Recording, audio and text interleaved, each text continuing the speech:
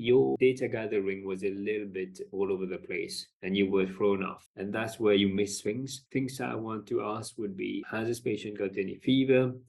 Has she had any fall, any injury to her head? You ask whether it's worse when she's bending over, which is a good question for the red flag. But you want to ask a bit more. So you want to ask whether she's had any weight loss, whether she's noticed when she's walking, she's drifting on one side, because that would help you to rule out spacer-preoccupying lesion. For any patient who's presenting with pain, you could use Socrates. That's going to guide you to go through systematically what you need. So the onset is very important in this type of headache. Do we know whether this is sudden onset or gradual onset? So you want to ask them. When you're asking the medical history, I think you ask whether it's worse when you're bending over, and then you ask things about work and how is work, and then you ask again about the medical history, about what severity it is.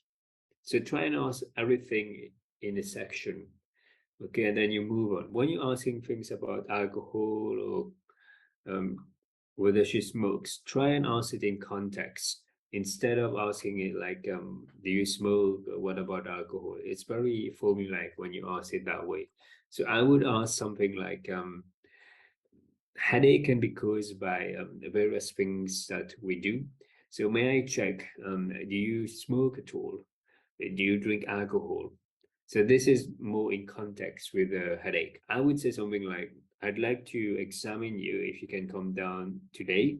This would involve checking your blood pressure, have a look in the back of your eyes and check the nerves in your face and head. When somebody tells you their cousin was diagnosed with a brain tumor, this is an opportunity for you to score high in interpersonal skill where you empathize.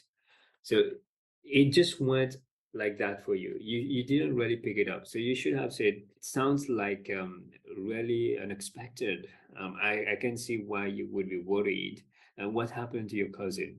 So you see, like, I'm curious, I want to know a bit more. If you don't seem to be bothered, you're just doing your routine history and carry on, it's not really good for you because you're not going to score well in interpersonal skill. When it comes to explaining diagnosis here, you should be happy that this is what you commit to, okay? Then you can discuss it. If you're not sure, then it's going to be something you're not clear in your mind, and then you're going to find it difficult to explain.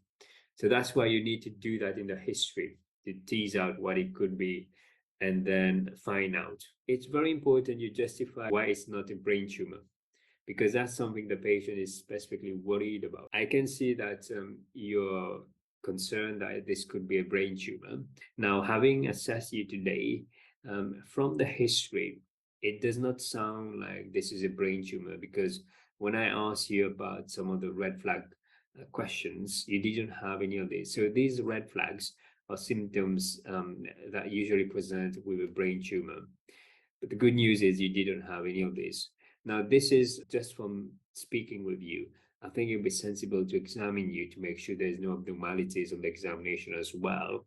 And if the examination is normal, then I'll be quite confident to diagnose something that's more in keeping here, which we call migraine. Do you know what's migraine? Migraine is a very common problem that people have, and especially women.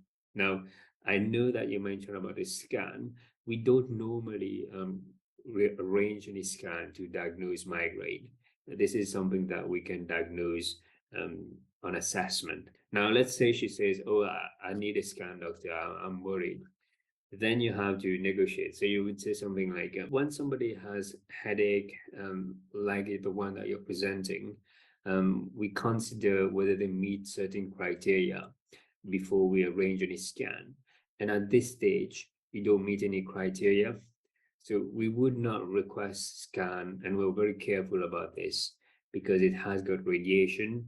And if it's not indicated, we don't arrange any scan unless things change. For example, if you do develop any numbness, if you do get X, Y, or Z, then we will need to revisit whether we need to scan you or not. I hope you found this video useful. Let me know down in the comment section if you have any questions or any suggestion. Take care, everybody. Bye-bye.